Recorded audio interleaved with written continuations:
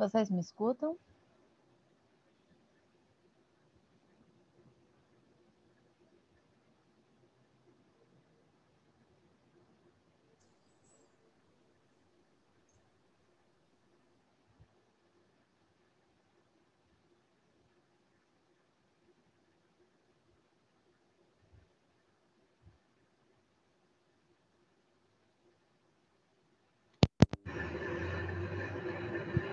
Vocês me escutam?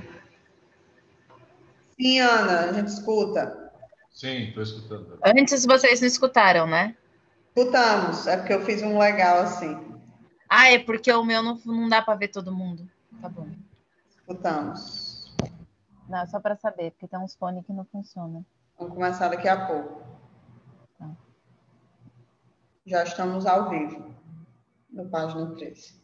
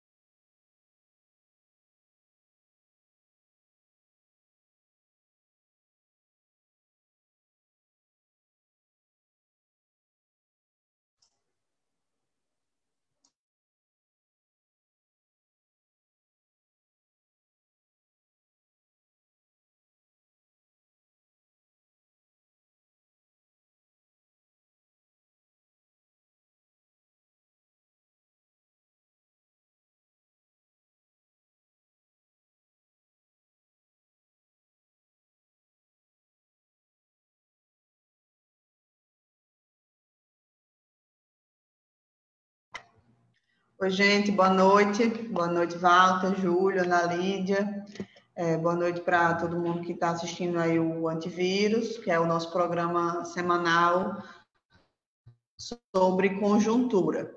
No programa de hoje, a gente vai falar alguns informes sobre a questão da reta final para o segundo turno. A gente tem eleição no segundo turno em dezenas de cidades pelo Brasil, agora no domingo. Então, a gente vai apresentar alguns informes gerais e também informes sobre como estão as candidaturas de esquerda que vão disputar o segundo turno. A gente convidou militantes das 5 capitais onde a esquerda está disputando.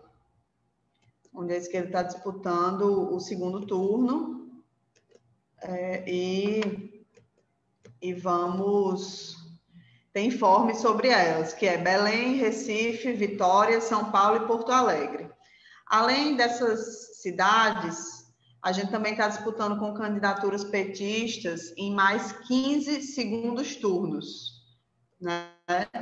São eles: Juiz de Fora, com a companheira Margarida Salomão, Contagem, com a companheira Marília Campos, ambas em Minas Gerais.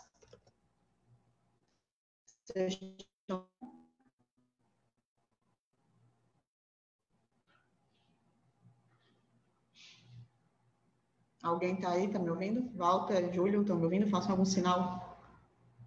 Tá, obrigada. Sim. Alguém disse aqui que não estava. Vamos lá. A gente tem 15 segundos turnos, além das 5 capitais que a gente vai falar com mais detalhes. Então, Juiz de Fora, companheira Margarida Salomão, em Contagem, Marília Campos, ambas em Minas Gerais. Em Juiz de Fora, a disputa é com o PSB, e em Contagem, a gente está disputando com o DEM. Em São Paulo, a gente disputa, além da capital, que estamos apoiando Boulos, a gente disputa o segundo turno, o PT disputa o segundo turno em 3 cidades: Mauá, Guarulhos e Diadema. Em Mauá, o candidato petista é Marcelo Oliveira e a disputa lá é contra o PSB. Em Guarulhos, a nossa candidatura é a do companheiro Eloy Pietá, nesse caso, contra o PSD. E em Diadema, o nosso candidato é Felipe, e a disputa lá é contra o PSD de Dado também. Em Goiás, estamos disputando o segundo turno na cidade de Anápolis. O candidato do PT lá é Antônio Gomes e a disputa é entre PT e PP. No Pará, na cidade de Santarém, também estamos no segundo turno com candidatura petista, com a companheira Maria do Carmo, disputando com o atual prefeito, que é do DEM. Em Feira de Santana e Vitória da Conquista, na Bahia, também são 2 cidades que a gente está no segundo turno, com candidaturas do PT. Em Feira de Santana, com o companheiro Zé Neto, que é deputado federal, e em Vitória da Conquista, com o companheiro Zé Raimundo.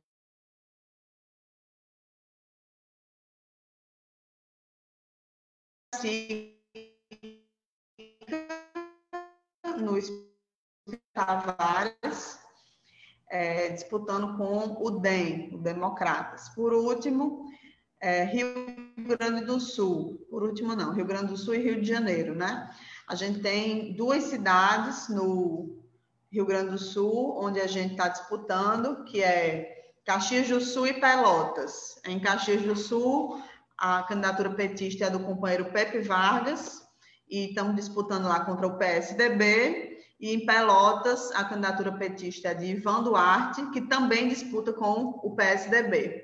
E agora, por fim mesmo, nos informes das cidades que não são capitais, São Gonçalo, no Rio de Janeiro. A candidatura petista é a de Dimas Gadelha, que disputa lá com o Avante, cujo candidato é um bolsonarista. Mas é importante ressaltar que esse candidato recém-filiado ao PT é um ex-integrante do Democratas, Foi, inclusive, candidato a deputado federal no Rio de Janeiro pelo Democratas. E só mais um comentário sobre São Gonçalo, no Rio de Janeiro, para finalizar esse informe inicial.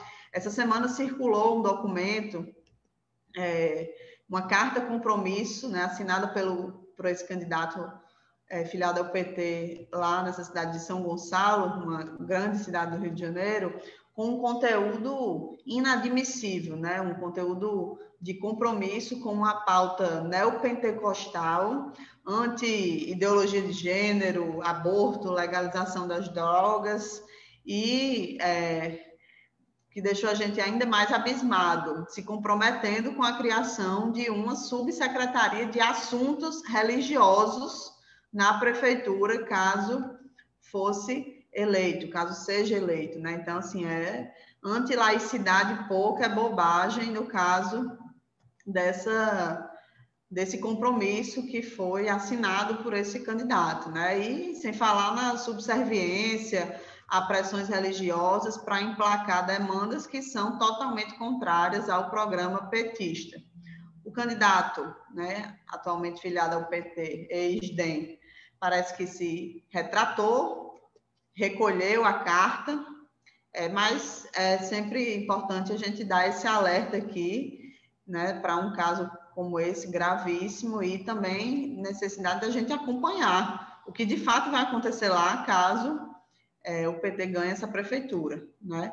Então, esses são os informes iniciais mais objetivos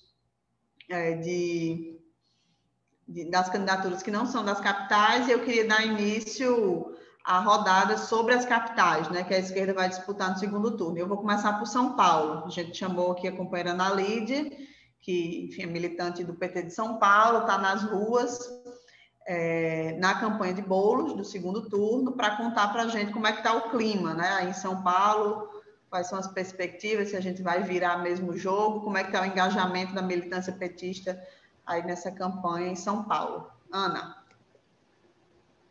Oi, boa noite, Natália, Walter, Júlio e a todas e todos e todas que estão acompanhando o Antivírus. Aqui em São Paulo, o que a gente sente é um clima de vira-voto mesmo. Inclusive, hoje saiu uma nova pesquisa em que mostra um empate técnico entre o Boulos e o Bruno Covas, né? O Boulos, na última semana, aí, cresceu cerca de 9 pontos, e tem muita gente se deslocando dos interiores de São Paulo e também de outras cidades, principalmente do Rio de Janeiro, vindo para São Paulo para fortalecer essa reta final. Então, historicamente, né, aqui em São Paulo também, as pesquisas, elas muitas vezes não acertam o resultado final. Isso foi com o Haddad, né, em 2012, e o sentimento aqui é um bom sentimento, né? Apesar do que acontece em São Paulo estar se repetindo, né, no Brasil afora, de muita fake news. Hoje soltou no UOL, inclusive, mais uma denúncia de compra de votos com distribuição de cesta básica por base dos aliados do Bruno Covas. Então tem esse sentimento mesmo do conjunto da esquerda, e a militância petista tem se engajado bastante. Hoje, inclusive, nós tivemos algumas atividades da campanha do Boulos. Logo de manhã ele teve com os ambulantes, os pequenos comerciantes e os trabalhadores informais, assumindo, né, o seu compromisso, a sua proposta, e de lá já partiu para outras tantas atividades de campanha. Da nossa parte, acho que nós estamos aí, né, nessa intenção mesmo de fazer com que até domingo consigamos virar mais votos. Tem 8% de votos brancos e nulos nas eleições que a gente precisa disputar, né, de fato, para conseguir colocar aí, dar essa vitória para o campo da esquerda, porque mesmo que o Boulos tenha crescido, a gente tem que continuar acreditando que é possível ele crescer ainda mais e fazer essa mudança.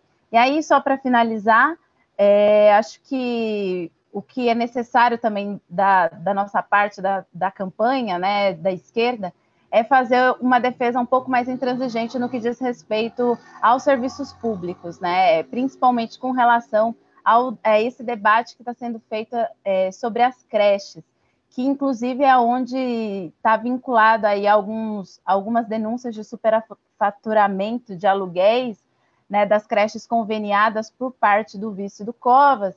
Então, acho que falta o Boulos apontar um pouco mais aí na defesa dos serviços públicos, mas de todas as formas, o cenário que se apresenta para a gente é um cenário interessante, é um cenário que ainda é possível crescer nesses próximos 3 dias, e nós estamos acreditando, sim, que é possível levar essa vitória, apesar de todas as dificuldades que a gente vem enfrentando com a direita, enfim, com o Bruno Covas aqui na cidade. É isso.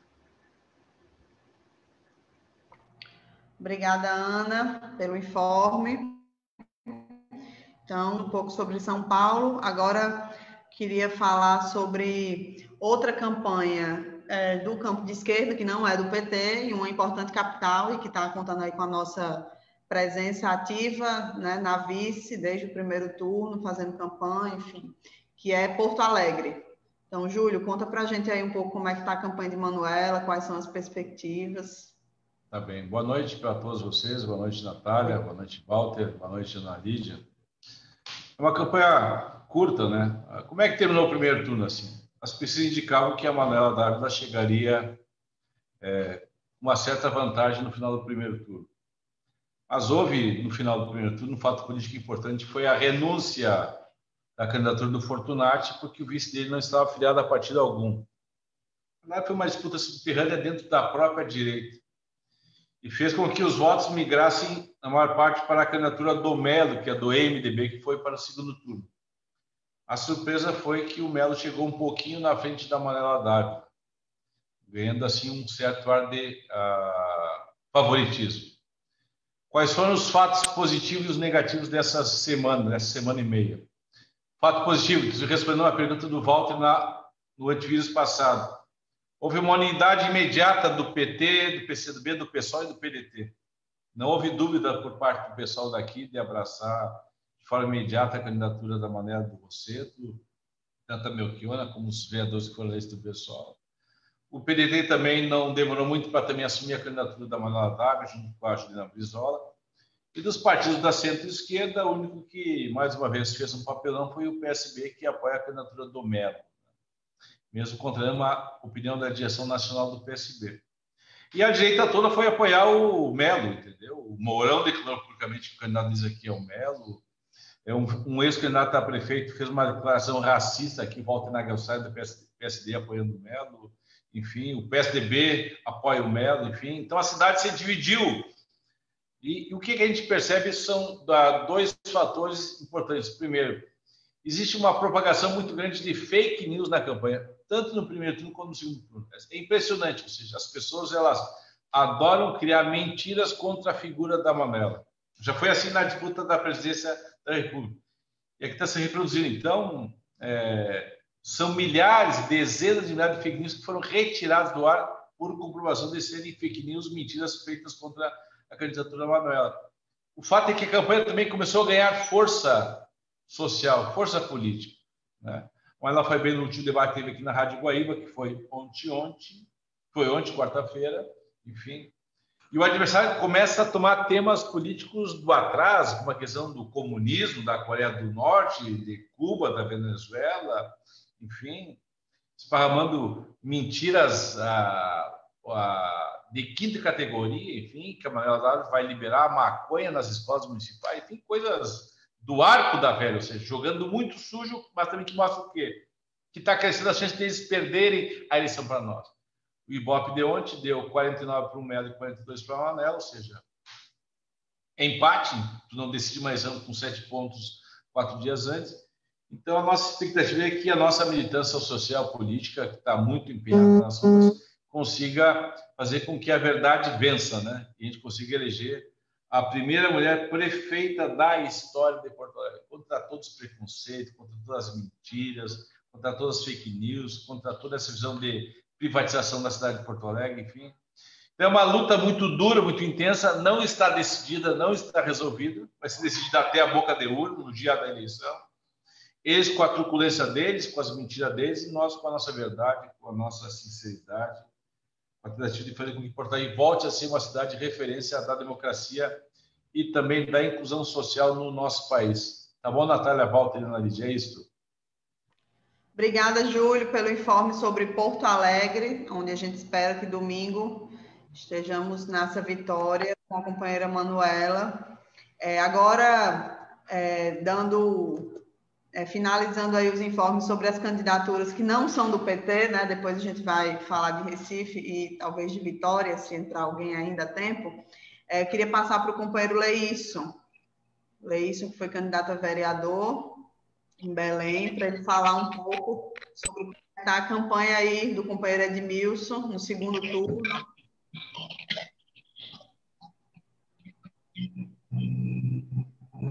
Leísson, está me ouvindo? Alô? Estamos te ouvindo, pode falar. Eu estou te ouvindo, certo. Eu sou Leísson, aqui de Belém do Pará. E assim, por aqui está o seguinte, segundo turno, Edmilson Rodrigues e um candidato bolsonarista.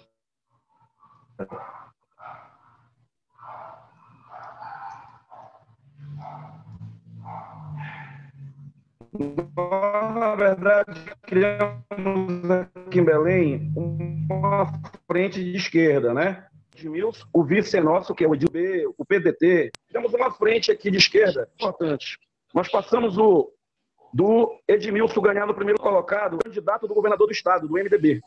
Então nós tínhamos a nossa frente de esquerda, sempre Edmilson muito na frente, aí o candidato do MDB em segundo, mas bem distante. Por exemplo, Edmilson com 36, chegamos até 40, e o candidato do MDB com 18, 20. Só que na reta final, o bolsonarismo tomou conta da eleição.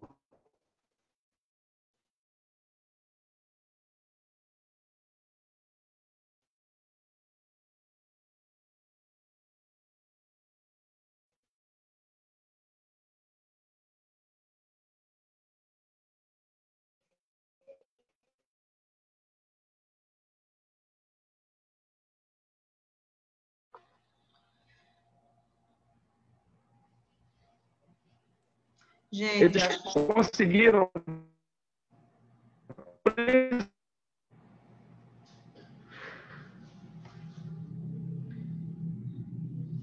Leísson, a gente não está conseguindo te ouvir. Caiu.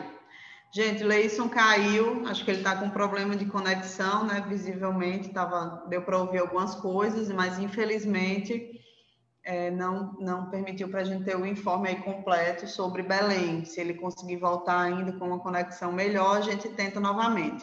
Então, dando aqui seguimento aos informes, né? Agora eu vou passar para Patrick, que vai falar um pouquinho para a gente sobre Recife, né? Como é que está aí essa reta final, se a campanha nível bolsonarista do PSB contra Marília segue em curso, como é que está, enfim, como é que a nossa candidatura está chegando na classe trabalhadora, no povão, como é que está enfrentando aí esses ataques. Fala um pouquinho para a gente aí, Patrick, sobre isso. Oi, pessoal, muito boa noite, espero que todo mundo esteja bem.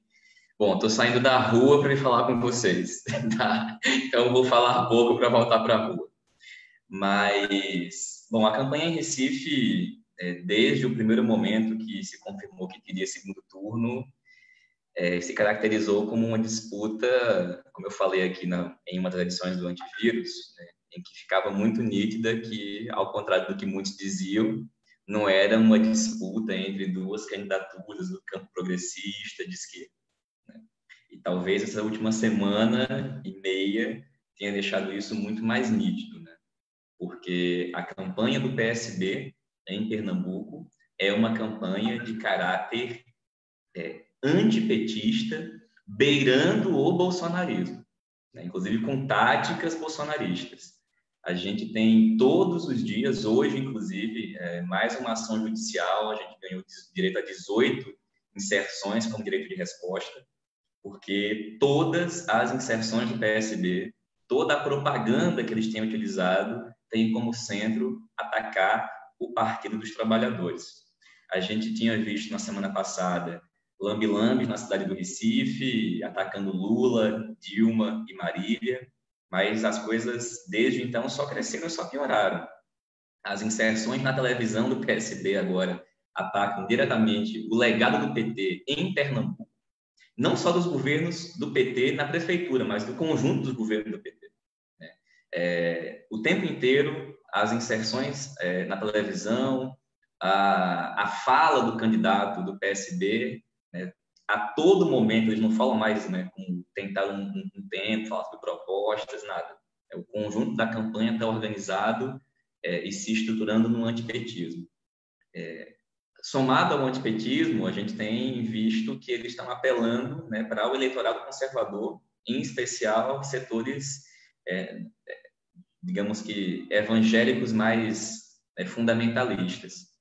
A campanha tem de ataques contra o PT e contra a Marília, tem esse acréscimo, né, falando coisas como a posição do PT e de Marília com relação à Bíblia, com relação às questões dos direitos das mulheres. Bom, o fato é que, como a gente tinha dito que seria, né, a candidatura de Marília é, de fato, a candidatura da esquerda no Recife, a chapa PT-PSOL.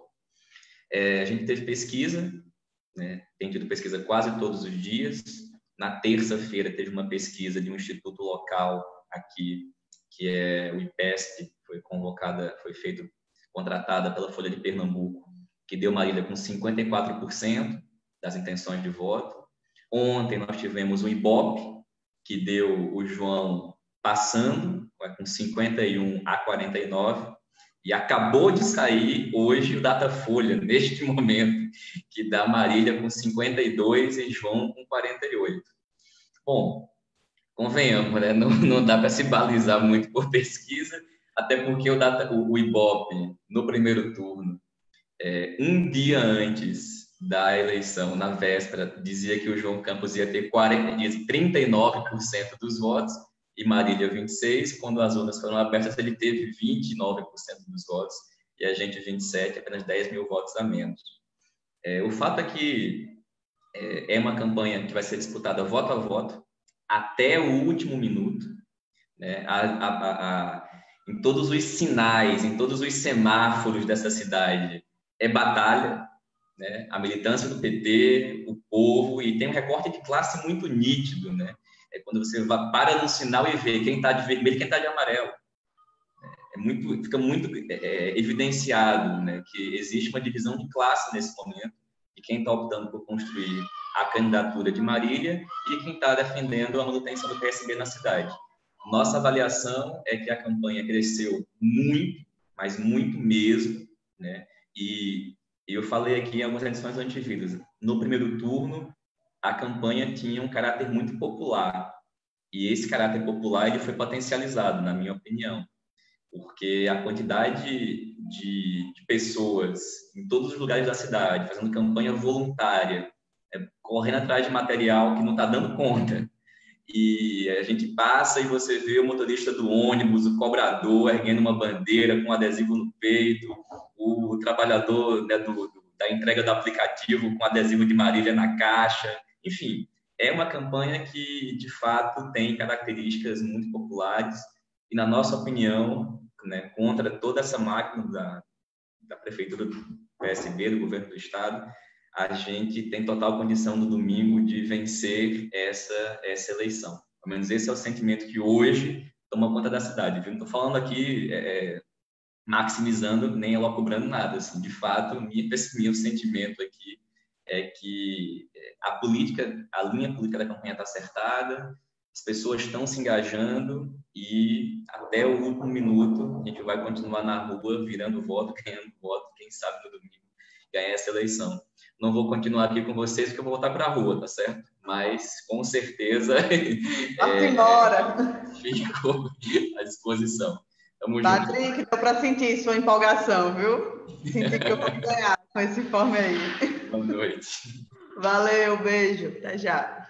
Então, gente, o companheiro Leíson conseguiu voltar, ele disse que está com a internet melhor agora, então vamos retomar o informe sobre Belém, né? Agora que a gente já teve o informe sobre Recife com o Patrick, e aí com o Leíson a gente vai ter aí as informações sobre como é que está Belém. Conta pra gente aí, companheiro. Alô, boa noite. Tá dando para escutar? Tá, né? Um salve aí para todos e todas daqui de Belém do Pará. A campanha aqui está pegando fogo. Também estou numa atividade, organizando aqui a fiscalização para o domingo. Eu coordeno a campanha aqui na minha cidade, né? Então, assim, aqui em Belém, nós fizemos uma frente de esquerda. O PT com o PSOL com o Edmilson, que já foi prefeito por 2 mandatos. O vice é nosso do PT, o Edilson Moura. Mas está também o PCdoB, está o PDT, está a Rede, certo?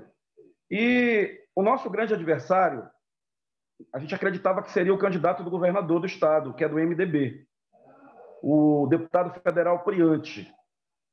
E ao longo da campanha, as pesquisas davam o Edmilson bem na frente, com muita possibilidade de levar no primeiro turno. Só que na reta final da campanha, a direita do PSDB com a extrema-direita do Patriota se unificaram no nome de um delegado federal, chamado de Eguchi. Nunca foi candidato a nada, veio pela primeira vez, saiu de 3% e foi para o segundo turno com Edmilson com 23% dos votos.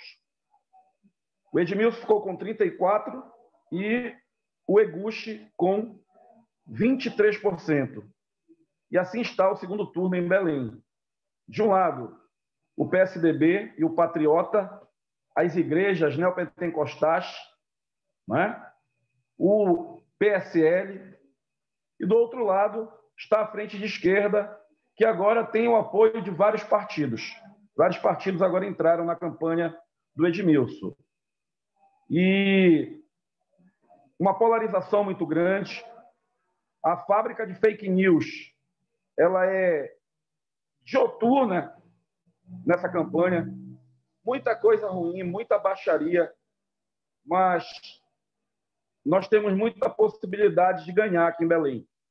A primeira pesquisa após o primeiro turno deu empate técnico. Na minha avaliação, isso foi interessante porque levantou a militância. Hoje, em todos os bairros, em todas as esquinas, nós temos companheiros nossos na rua pedindo voto, dialogando, falando sobre as obras passadas e também falando sobre as novas ideias. E eu acredito que a gente tem muita possibilidade. A gente está brigando contra uma máquina federal e contra uma máquina municipal. O PSDB governa Belém há 16 anos, certo? E o candidato deles não andou, eles se agarraram agora nesse candidato do Patriota. Nós estamos brigando contra a máquina federal e também a máquina municipal. Mas o que a gente percebe? A gente percebe que a periferia está muito forte com a gente. Esse candidato Eguchi, ele foi para o debate e afirmou que ele era contra auxílio emergencial, ele era contra a bolsa, que quem vive com isso é vagabundo. Então, isso pegou muito mal. Fora aquelas outras histórias, né, que ele é contra gay, que ele é contra... Ele aponta que o PT e o PSOL são a favor de banheiro unissex nas escolas. Tudo isso ele falou em debate, né? Então, isso pegou muito ruim para ele. Inclusive, ontem ele foi expulso da maior feira que nós temos aqui em Belém, que foi o Ver o Peso, né? A população revoltada, né, com a afirmação de que ele é contra os auxílios, chamando quem usa auxílio de vagabundo, a população colocou ele para fora, foi até notícia nacional. Então, a eleição aqui está dura, está muito parelha, mas nós acreditamos muito mesmo na possibilidade da vitória nesse próximo domingo.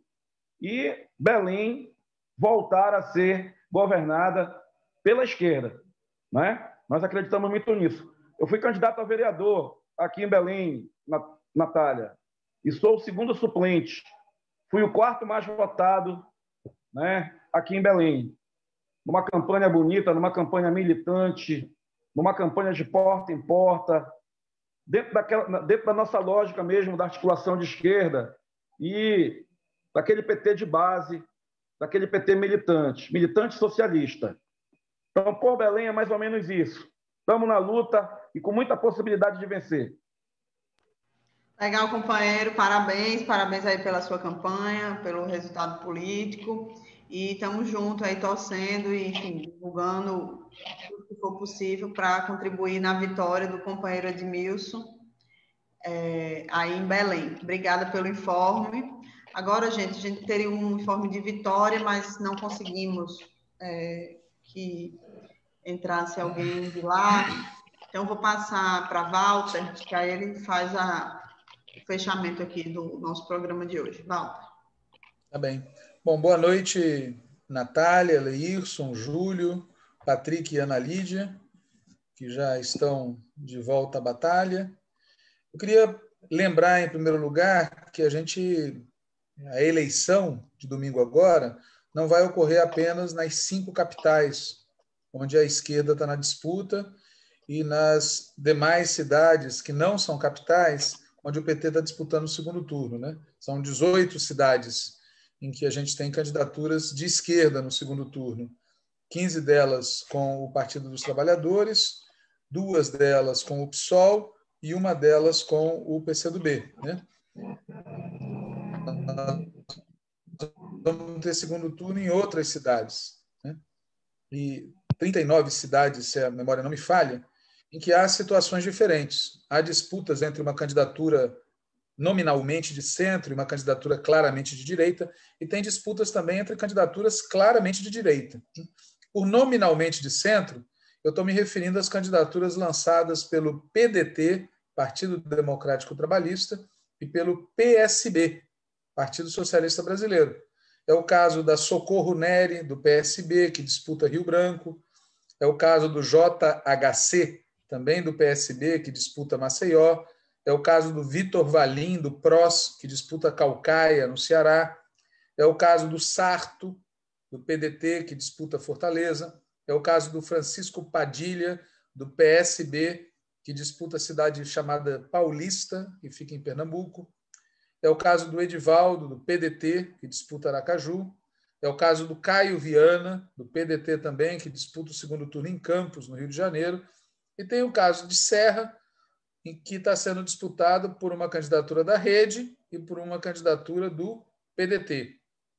Algumas dessas candidaturas de centro merecem apoio no segundo turno, outras não merecem.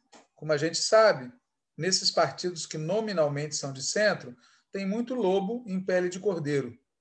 Gente que é ultraliberal no programa e que não vacila em recorrer a métodos na fronteira do bolsonarismo, para usar o eufemismo que o Patrick usou aqui. Vide, por exemplo, o caso do Sarto e as violências que ele praticou contra Luiziane no primeiro turno.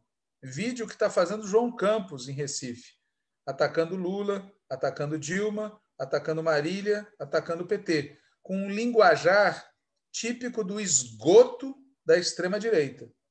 E vide também algumas candidaturas do PSB que disputam contra candidaturas petistas, como acontece em Mauá, como acontece em Juiz de Fora. Portanto, ser um partido de centro não quer dizer automaticamente coisa alguma. É preciso avaliar o conteúdo real, a prática real do candidato e do seu partido na cidade concreta que a gente estiver falando. Aliás, é interessante dizer que em São Paulo, capital, muitos partidos de esquerda e muitos partidos de centro estão unidos em torno da candidatura Boulos prefeito. E alguns analistas estão dizendo que isso é a materialização da frente indispensável à derrota do Bolsonaro. Frente que eles fazem questão de dizer que só é possível porque não é protagonizada pelo PT. Já na cidade de Recife, a disputa entre uma candidatura petista e uma candidatura, entre aspas, socialista, divide os partidos que em São Paulo marcham unidos. Divide não é a palavra, né? Confronta. Ciro Gomes, Flávio Dino, PSB, PDT e PCdoB usam ou estão deixando que se utilize em seu nome argumentos e métodos típicos do bolsonarismo, da extrema-direita, do esgoto político.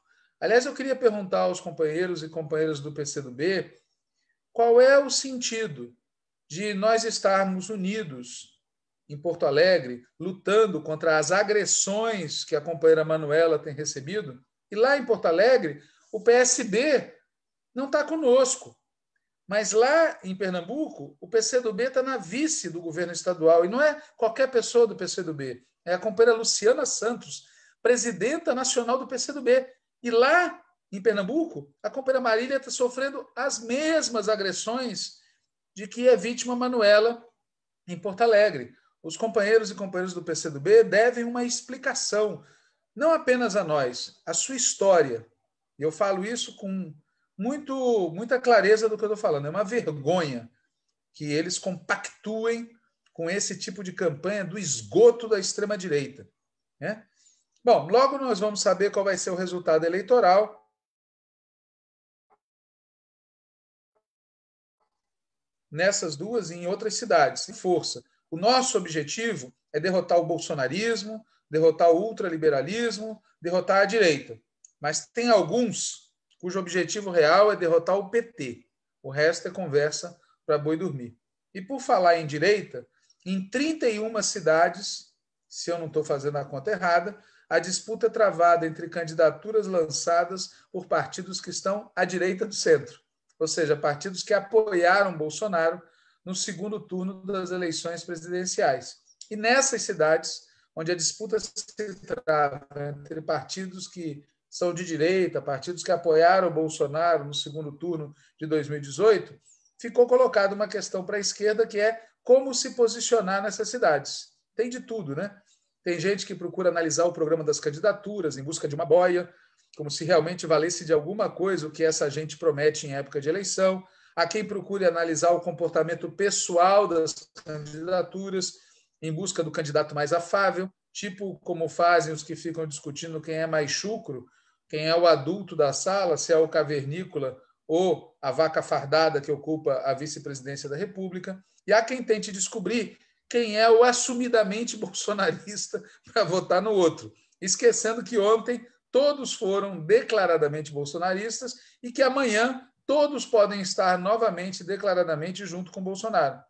Boa parte dessa busca do mal menor deve-se à imensa dificuldade, quase uma repulsa, que algumas pessoas têm frente ao voto nulo, ao voto branco, à abstenção. É curiosa a dificuldade, já que essas alternativas, abstenção, voto nulo e voto branco, fazem parte do cardápio político há 200 anos, pelo menos.